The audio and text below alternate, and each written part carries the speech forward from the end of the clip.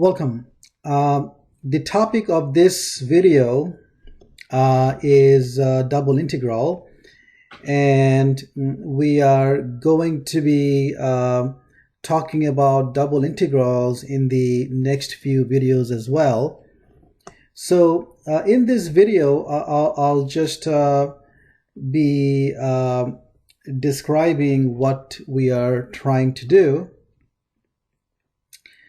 So the main goal here is to define the double integral of a function of two variables over a plane region.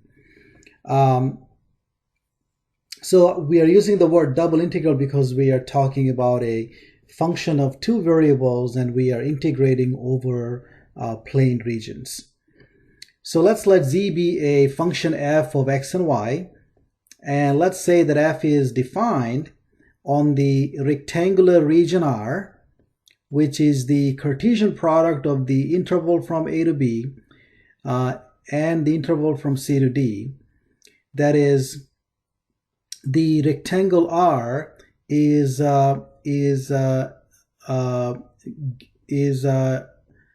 given by the interval from a to b along the x-axis and the interval from c to d along the y-axis. In other words, R is the set of all points x, y, where x is between a and b and y is between c and d. So what we want to do is we want to define, we want to generalize the idea of integral to functions of two variables over plane regions. So how do I define the double integral of f over the rectangle R? It is the main goal here, and to have some context in our mind as we try to define the double integral. Let's ask two questions. Question number one is if think of R as a piece of metal with negligible thickness, and let's think of f of xy as the density of the rectangle at the point xy, and where density means mass per unit area. Then the question is, what is the mass of R? Now here, notice that if f of xy, if the density of R, if the density is constant, that is, if f of xy is a constant function, let's say f of xy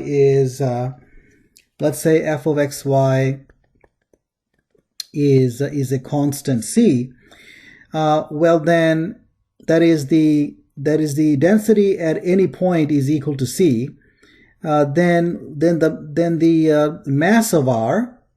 So then we can say that the mass of R would be the density multiplied by the area of R. So the answer is pretty clear. In the case the density is a constant function, but we are assuming here that the density is a varying function. So if the density is varying, then how do we go about finding the mass of R? And really, what you want to think about here is that if you have varying density, then how would you go about approximating the mass of the rectangular piece R? And the second question that I want to ask is the following: if f of xy is non-negative for any xy in the rectangle R, then the graph of f will be above the xy plane. So we can talk about the solid region below the graph of f, right above the rectangle R, and let me call that S. And then we can ask what's the volume of this solid region S.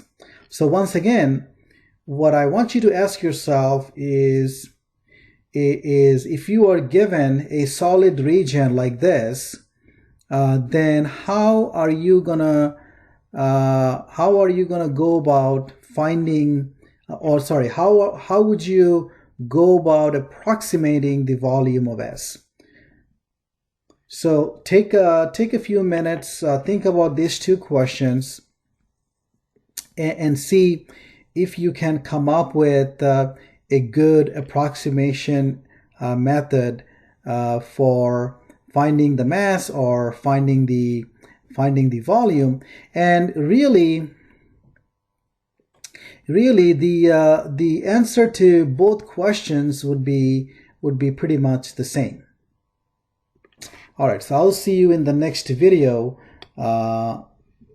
and start talking about how we go about approximating the two quantities that we seek in the two questions.